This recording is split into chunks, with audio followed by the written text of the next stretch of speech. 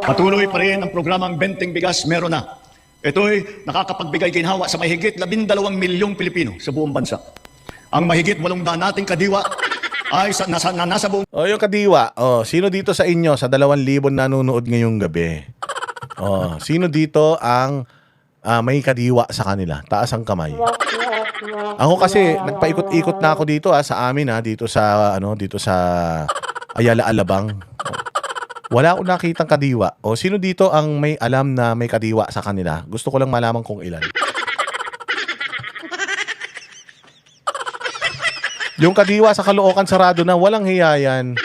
Meron pala kayo isa sa Caloocan. Taga Caloocan to si Diego Latigo bago mapunta to ng Bulacan Pumunta daw sa kadiwa, naging kadiri na. Baka daw sabi ni Nate Vlog sa kajowa. Grabe, sana all may kajowa. Sa North Cotabato, sarado na, putang inang yan. Sarado na lahat, walang hiya na yan. Isang araw lang yata nagbukas yung kadiwa. Masabi lang na may proyekto ang walang hiyang ito Alex Smith. Tama ba? Alex MLT.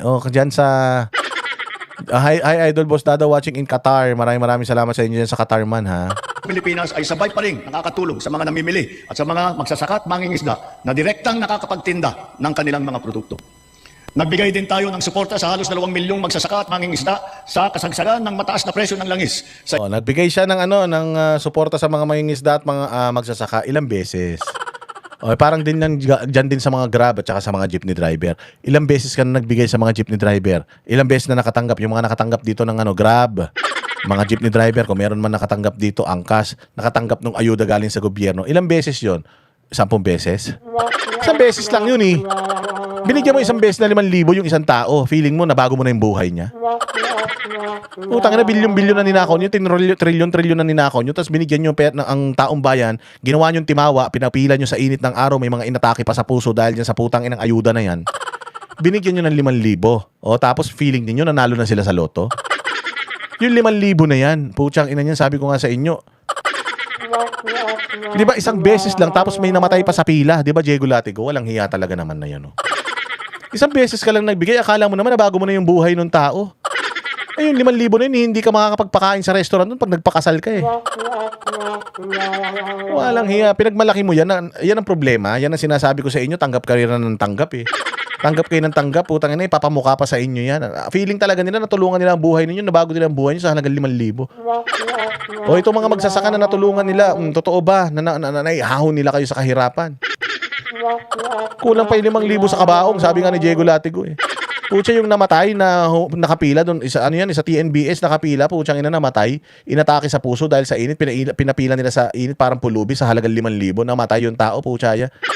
Mas mahal pa yung barong na gagamitin ng namatay na tao kaysa dyan sa walang hiya kayong 5,000 ayuda ninyo One time lang yung 5K ayuda sa TNBS driver. One time lang, kung makapagyabang kayo, akala ninyo, puchang ina nyo, pagawa, parang yung binigay nilang pera nakapagpatapos ng eskwela ng anak Kapal na mukha ng walang hiyang ito. Namigay lang din to ng bigas na 8 kilo, na dapat 10 kilo. Akala niya nabusog niya na yung buong pamilya nung binigyan nila ng bigas hanggang Pasko Ilalim. Sabi nga ni Roxanne, ang liit ng tingin mo sa mga Pilipino, BBM. Ang Presidential Assistance to Farmers, Fisherfolk and Families o yung tinatawag na PAF. Dahil sa mas malakas, malawak at mura nating internet, naging mainam na alternatibo ang mura internet? Putang ina, kailan pa naging mura internet? Ang sabi nga niya noon, sabi niya bawat estudyante magkakaroon ng SIM card, magkakaroon ng tablet. Putang ina, hindi nagkatotoo. Sabi niya, bawat buong Pilipinas, kahit saan merong wifi. Putang, dito nga sa bahay ko, wala pang wifi Wifi ko nga dito, nagbabayad na ako Putang ina, unstable pa Mura daw ang internet. Tanginan yan. Sino magsabing mura internet dito? Isa nga tayo sa pinakamahalang singil sa internet. Tumigil ka nga. Tinapay ito. Iniinsulto talaga nito yung natin. Iniinsulto nito yung katalinuhan natin mga Pilipino. Walang hiya. Online classes at saka ang ating work from home. Mataas ang presyo ng ating kuryente. Lalo na ngayong Hunyo. Dala pa rin ng mataas na presyo ng krudo at paglakas ng dolyar. Gayunpaman, tiniyak natin na nabigyan ang mamamayan ng kaunting proteksyon sa kanilang electric bill. Anong konting proteksyon? Puta, muntik na nga ako itakwil ng nanay ko nung nagalit ako, nagbayad ako ng kuryente nila. Mantaki mo, tatatlo sila sa bahay. Nanay ko, tatay ko, matatanda yan. Yung nanay ko, tsaka yung kapatid ko. Araw-araw pa nasa simbahan yan. Araw-araw, kung saan saan nagsusumba. Ibig sabihin, wala sila sa bahay. So, karaniwan ng oras, tatay ko lang mag-isa sa bahay. Putang ina, 8,000 ang... 10,000 ang bill nila sa kuryente. Melody Villegas. Ha? Salamat sa iyo, Melody Villegas. Mantakin mo. Nagalit ako sa nanay ko. Sabi ko, saan nyo dinadala yung kuryente? Inuulam nyo ba yan? Tangina, sabi nila, anong gagawin namin? Hindi ko alam eh. Ventilador man lang binubuksan namin. Pucha, nung nakaraan, umuwi ako ng bahay. Inom ako ng malamig na tubig. Nakasara yung rep, patay, nakabunot. Pinagalitan ko yung nanay ko. Sabi ko, ba't nakabunot to? Nagtitipid ako sa kuryente. Nagagalit ka kasi pag nagbabayad ka eh. Kaya binunot ko na lang yung rep na yan. Sabi ko, wag, masisira yung rep pagka binunot mo yan. Nag-aaway kami dahil sa kuryente. Tapos sabihin nito ni Bongbong Marcos, pinotektahan niya tayo sa pagmamahal ng kuryente po. Tang ina talaga niyan. Tarantado talaga ang hayop, ano? Walang hiya talaga eh. Ipinag-utos natin ang agarang pag-refund ng mga kumpanya ng kuryente na may sobrang nasingil sa mga customer nito. Ipinag-utos din natin na payagan ang ilang iling consumer na makapagbayad ng kanilang bill ng hulugan sa buwan ng Mayo, Hunyo at Hulyo. Hindi ko maintindihan tama itong sinasabi ninyo. Pucha, paano natitiis ng mga congressman itong pinagsasasabi nitong ogag na ito? Alam naman nila hindi totoo, tapos palakpak pa sila ng palakpak. Tangina mga demonyo, nagsamasamang mga hayop na ito. Kaugnay nito, pansamantala nating pinagbawal ang mga pagputol ng linya habang hinuhulugan pa nila ang kanilang bill sa mga buwang ito. Para sa Ano, bawal magputol? Sabi ko nga kanina eh. Kailan lang naputulan ng kuryente yung nanay ko? Speaking of kuryente, yung pinag-awayan namin lagi yung kuryente. Sabi niya, naputulan ako ng kuryente. Paano ka naputulan? Bayad ako. Hindi naman ako nagkukulang. Automatic na de-debit yan sa sa ATM ko eh. As yung pala ang dapat napuputulan yung kapitbahay. Puta, kami naputulan dahil magkatabi yung kontador namin. Kita mo yung hassle na yan. Ina lahat talaga ng sinasabi nito kabaliktaran eh. Demonyo. ating mga micro-entrepreneur, ipinatupad natin sa BIR sa ngayong taon ang one-time tax abatement. Layunin nito Tax evasion daw. Muntik pang madulas. One-time tax evasion sana kasi tax evader ang hayop na yan eh. Hindi ba? May utang yan sa estate tax sa BIR po hanggang ngayon bilyon-bilyon na hindi pa binabayaran na ito demonyo na ito. na makapagbigay ng kaunting ginhawa sa mga nalugi o kaya lumiit ang kita dala ng hirap ng panahon. Ang sektor ng transportasyon ang pinakamatinding tinamaan ng epekto ng krisis. Super, operator, pasahero, manggagawa o negosyo man. Lahat ay umaray sa matarik na pagtaas ng presyo ng produktong petrolyo. Ngunit hindi natin kayang hayaan tumigil o maantala ito dahil ito ang nagsisilbing piston ng ating ekonomiya. Ang mga super ay natulungan ng cash relief mula sa ating programang Ayan na yun. Ayan na yun, cash relief. O, isang beses, natulungan yung super, 5,000. Puta, kung ipagmalaki, akala mo naman, nakapagpag-graduate na ng anak yung perang ibinigay niya. Akala mo naman, nakatulong ng sobra-sobra, pera din naman ng taong bayan niya. Puro kayo ayuda, pag may problema, ayuda, tapos ipagmamalaki ninyo. Pero yung mga ayudang binigyan nyo, tinan yung mga buhay nila, ganun pa rin. Mas malala pa rin. Mayroon din 10 piso kada litro na diesel subsidy para sa mga pampasaherong jeepney at UV Express upang may dagdag na pangkarga. Bukod pa rito, mahigit 1,800,000 nagpapasada ang nahandugan din ng tulong ng AIX. Para naman sa mga pasahero, nagkaroon ng mga libreng sakay kung saan sinigundahan pa ng ilang mga ahensya ng pamahalaan gamit ang kanilang mga sasakyan. Humalili rin ang DA sa paghatid ng mga kargamento ng produktong agrikultural sa mga sentro ng kalakalan sa buong bansa. At para lalo pang makatulong ng sabay sa super at pasahero, binuhay natin ang service contracting program para sa pampublikong bus at ang ating mga jeep. Sa ilalim ng sistemang ito, ang kwalipikadong operator o driver ay nakakakuha ng karagdagang kita sa bawat kilometrong tinakbo sa pagserbisyo ng mga pasahero. Sa panig naman ng pasahero, kung hindi man libre ang sakay, mayroon silang 20% na discount sa pamasahe. At ang diskwentong ito ay dagdag pa sa karaniwang 20% discount para sa mga estudyante, sa senior at saka sa may kapansanan. Ibig sabihin, Isip mo 40% discount, loko-loko talaga eh. May discount ang estudyante, 20%. Iba rin yung discount ng PWD, iba rin yung discount ng senior. Tainan to manloloko eh. Sabi niya, estudyante ka na, tapos, halimbawa, PWD ka pa, so may 20 plus 20, 40. Papaano kung lola ka, tapos estudyante ka, tapos PWD ka? So, paano yun? 60%? Yung mathematics nito, pang tanga eh. Pang grade 1 talaga eh. Hindi ba kapag ka ano ka, kapag ka discounted yung ano mo, halimbawa, kumain ka sa ano sa TGI Fridays. Di ba? Pag kumain ka sa TGI Fridays, meron kang ano discount card, yung Bistro Club, Bistro card. Yung Bistro card na yon, hindi mo pa pwedeng gamitin yon at tapos gagamitin mo pa yung senior citizen mo. Kung meron kang kasamang kumain na matanda, hindi pa pwede yun. Isang discount lang yung gagamitin mo. Loko-loko. Tangina sa planeta, gumagana yan. Ang tagal na ng discount na yan. Yung 20% discount ng estudyante, discount ng PWD, discount ng ano ng senior citizen. Ang tagal na yan, bongbong, hindi ka nakaimbento niyan. Tangina nito. Sinungaling ang pong tragis. Para sa ating mga priority passengers, 40% ang kabuuang diskwento nila sa pamasahe. 40%? Tanginang yan. Pero sige, pumayag na rin tayo. Malay mo nga naman, 40% talaga. Nariyan din ang tupad, tuloy pasada, kung saan nagkaroon ng dagdag na kita ang mga super na pampasada. Sa mga programang ito pa lang, milyong-milyong Pilipino, driver man o pasahero, ang nakaramdam ng kaunting ginhawa sa kanilang mga biyahe araw-araw mula Ba't ganun tsura nitong mga gatsalya na to, no? Mga mukhang mongoloid. Tangina mo may mga Down syndrome ang walang iya. No? nang ito'y nailunsad. Dito sa Metro Manila, ang lahat ng mga sumasakay ng LRT2 at MRT3 ay patuloy na nagiginhawaan ng 50% diskwento sa pamasahe. Bukod pa ito sa mga espesyal na diskwento na ating ibinibigay tuwing linggo at mahahalagang kapistahan. Sa ating mga paliparan at pantalan, pansamantala nating binaba ang sari-saring mga bayarin sa Ang tindi ng mga ano, no, nakita nyo yung ano, yung mga pinakitang picture kanina, putang ina, no? Ang lupit ng mga gabinete ni Bongbong, parang Adam's Family. Mukhang mga bangkay, no? Oh, talagang mga wala ng buhay, wala ng mga kaluluwa eh. paggamit ng mga pasilidad, gaya ng terminal fee, landing and take-off fee, harbor fee, anchorage at berthing fee, pati mga storage fee. Halimbawa, sa Cebu Port, naging libre ang terminal fee. Sa mga paliparan naman, Oy, kakabiyahe lang namin ang mahal ng terminal fee. But in fairness kay Bongbong ha, pag umuwi ka galing ibang bansa sa Pilipinas, lalong-lalo dyan sa may terminal, saan ba yan? Terminal 2 ba yan? Ay, terminal 3? Ay, hindi, terminal 1. Oo, dyan sa may terminal 1. Ano ha? Ano na, wala nang tao. Ano na, yung gumagana na yung mga tawag dito, immigration na yan, yung gagano mo na yung passport mo, makakalabas ka na. In fairness, palakpakan natin siya. Oh, pero yun nga, sabi nga nila, yung corruption fee hindi pa rin nabawasan. Nabawasan na daw yung mga terminal fee, nabawasan na daw yung environmental fee, anchorage fee, kung ano-ano. Pero yung corruption fee hindi pa rin nababawasan. Putang ina, tuloy-tuloy pa rin pangungurap ng mga walang yan. Tataba ng utak nyo talaga, ha? na paliparan naman, ang service charge sa mga pasahero ay binawasan din natin.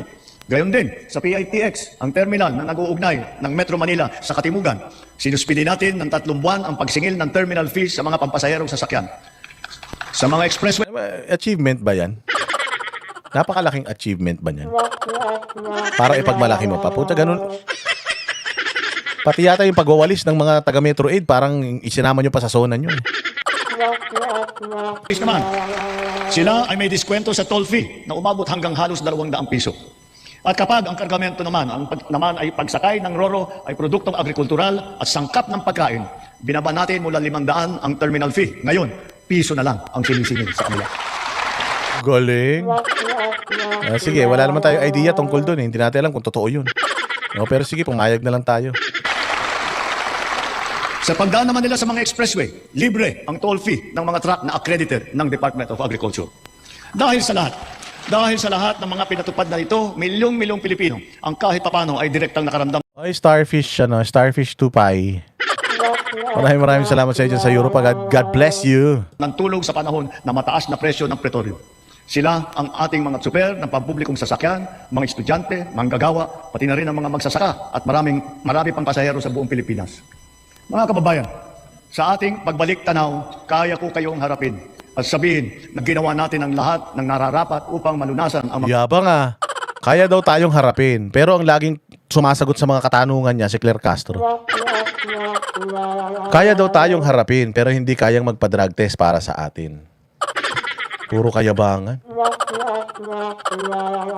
Sabi ko nga sa inyo, si Pangulong Duterte nung nagsosona siya, hindi siya nag-stick dun sa script or kung ano man yung ginawa nung kanyang economic team or kung ano man, kung sino may sekretarya, yung gumawa nung kanyang script, hindi niya yung sinusundan, boring siya. Next. Ganun yung next. Wag na yan. Wag na yan. Ang haba-haba niyan. Ganun si Pangulong Duterte. O ayaw niya kasi ng bulahan portion eh. Alam ni Pangulong Duterte kung ano yung gustong marinig ng tao. Oo, yun ang gusto. Yun alam ni Pangulo yun, kaya diretso na siya doon. Gusto man ni Pangulong Duterte na yung mga katulad nito, yung mga maliliit na bagay ipagmalaki, trabaho man nila yun eh. Ine-expect na nagagawin nila yun eh. Dapat ang ipinagmamalaki mo rito yung mga extra mile at yung mga malalaking mga proyekto na talagang nakatulong para mabago ang buhay ng mga Pilipino. Dapat yun. Putangin ng yan. Mantakin mo yung terminal fee. Ipagmamalaki mo pa. Hindi naman totoo yan. Walang iya talaga tong ano na to. Si Pangulong Duterte noon, 'di ba? Adlib ng adlib. Adlib ng adlib, halimbawa nagbabasa siya tungkol sa agrikultura. Meron siyang adlib tungkol doon. Tapos sino-shortcut niya na wag na yan. Wag na yan. Ayoko niyan. Oh, yan. Oh, tapos 'yun ang babasahin niya. Ganun 'yun. Pucha, eto, nag-stick sa kanyang sa kanyang script. Pucha, puro kasinungalingan, puro kayabangan. Wala panis talaga ito. Alam mo, antayin natin yung State of the Nation address ni Inday Sara sa 2028. 2028 mananalo siya eh. So mag-State of the Nation siya sa 2029. Tama ba? 2029 State of the Nation address. Ang ganda nun. Oo, ang ganda pa nung nakikita mong itsura nung nagsasalita. Eto, ewan ko. May epekto ng krisis. Agarang kumilos ang buong pamahalaan upang tumulong sa mamamayan. Sa katunayan, tayo pa ay hinahangaan ngayon dahil sa bilis, liksi at pagiging aktibo. Inaantindi, no? Mantakin mo, inahangaan daw tayo dahil sa bilis at liksi ng alin. Sinong humahanga sa atin? Putang ina niyan. Yung mga negative 27 ang trust rating mo. Ibig sabihin, dito mismo sa Pilipinas, walang humahanga sa'yo. Alam mo, kung pwede lang lahat ng Pilipino marunong mangkulam, putang ina, bumula na yung bibig mo dyan eh. Kung yung mura lang ng mga Pilipino nakakamatay, bongbong matagal ka nang wala. Sinong gago ang mabibilib sa atin? Sabi niya nabibilib daw sa atin eh, yung sa kilos, bilis, gising, putang ina. Kami nga hindi nabibilib sa iyo, ibang tao pa. ng ating pagtugon. Libuang-buwan mula sumiklab ang digmaan, ramdam pa rin natin ang bigat ng mga epekto nito sa ating bansa. Hanggang kailangan, asahan ninyo na hindi titigil ang pagsuporta ng pamahalaan. Naglaan tayo ng mahigit 60 bilyong piso para dito hanggang sa katapusan ng taon. Ang pondo na naisalba natin na balak ibulsa ng mga tiwaling opisyal ay sa taong bayan natin ibinubuhos. Ngayon ipipihit natin ang mga programa sa mas nangangailangan nating kapwa Pilipino para naman mas malawak at mas marami ang maaabot ng tulong. Layunin natin matulungan ang 3.2 milyong benepisyaryo ng 4Ps at walang gutom program, ang 1.2 milyong minimum wage na manggagawa ng miyembro ng SSS at ang 2.2 milyong kababayan nating mahirap na hindi pa naging benepisyaryo ng programang pang-ayuda ng pamahalaan. Nariyan pa rin ang nakaabang na pagsuporta natin para sa sektor ng transportasyon, agrikultura at mga OFW na apektado ng kaguluhan. Kung susumahin, mahigit 7.2 milyong pamilya na lubos na nangangailangan ang matutulungan natin sa mabigat na kabanatang ito. Ang ina niyan. Sino naman yung natulungan na yan? Ayuda na naman yan. Puro ayuda. Alam mo, ang dali pala maging presidente, no? O, pwede pala ako maging presidente. Oh, kasi simple lang, hindi ko kailangang solusyonan yung problema ng mga Pilipino eh. Pag may problema, ayuda. Pag may issue, ayuda. Pag may bagyo, ayuda. Hindi ko na kailangan gumawa ng mga proyekto. Hindi ko na kailangan gumawa ng mga tulay, eskwelahan, ospital. Ayuda lang. Puta, kung ganyan lang pala trabaho ng mga presidente, ay na kahit magbubuti, pwede na maging presidente eh. Bakit? Kasimple lahat ng problema ng Pilipinas, ayuda. Tapos, hindi na tayo mag-iisip. Maggagastos na lang. Di ba? Pucha, ganyan ang klase ng leadership meron itong administrasyon na ito. Ngunit, hindi natin kaliligtaan ang ating mga manggagawang Pilipino, lalo na ang mga middle class, pati na ang mga maliliit na negosyo. Alam natin na sila rin ay nabibigatan sa epekto ng krisis.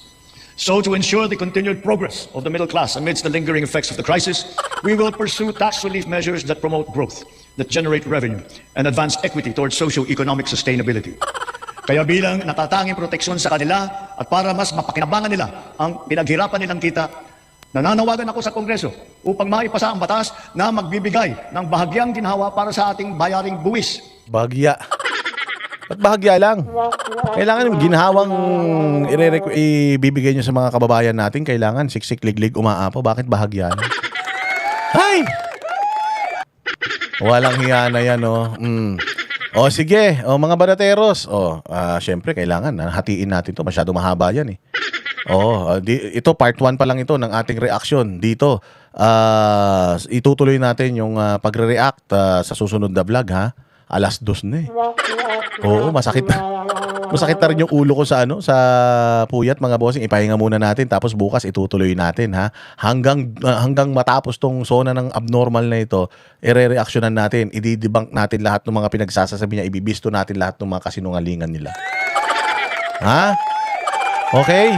Oo, so ano muna natin to, private na natin to, tapos i-upload natin, panoorin nyo ulit ha. Mabuhay! Kita-kita po tayo ulit, Memia ha, mag-ano tayo ulit. Itutuloy natin itong ating kwentuhan, okay? Mabuhay kayo, pasensya na kayo. Oo, medyo medyo pagod na. Kanina pa tayo umaga dumadaldal, 9 ng umaga hanggang kaninang Vox Populi. So i-upload natin lahat ito sa ating video. Panoorin po ninyo, i-like ninyo, i-share ninyo, and then itutuloy natin bukas ang ating pang-uulol dito. Inulul din naman niya tayo eh. Ululin din natin, di ba? Bawi-bawi lang yan. Alam, papayag ba tayo? Tayo lang ululin niya. Di ululin din natin siya, di ba? Para mainis sa atin yung mga follower niya. Okay, so maraming salamat sa inyo. Kita-kita po tayo ulit sa susunod na vlog. Mabuhay kayo at sana ay makapagpahinga kayo ng maayos. Thank you very much. Good night. See you again tomorrow. Kami ang boses ng masa, hindi natatakot. Katotohanan lang, di kami nalulunod. Walang bahid ng sismis, lahat ay totoo. Kahit sino ka pa, pag mali ka babanatan ka. Walang pinipiling kulay, wala kaming kinikilingan. Basta para sa bayan, kami lalaban. Pagdama palakpakan, pag mali banatan. Di matitinag, di matatakot, para sa bayan tuloy ang sigaw. Sa harap ng kamera, walang halong takot. Mga baluktot, lahat kayo'y tutumba. Ang hustisya at totoo, yun lang ang mahalaga. Kahit sinong harang, di kami matitinag. Walang pinipiling kulay, wala kaming kinikilingan.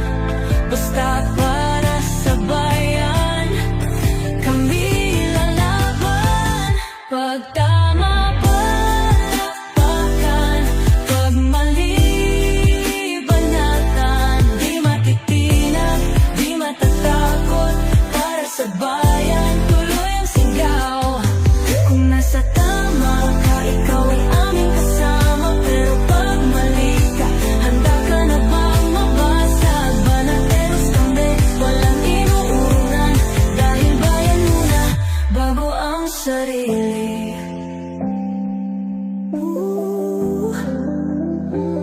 Bago ang sarili.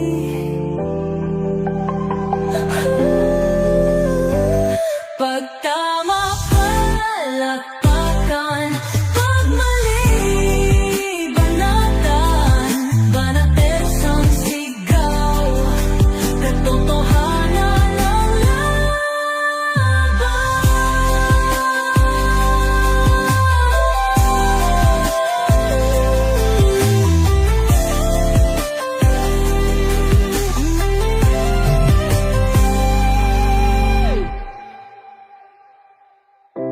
Sa harap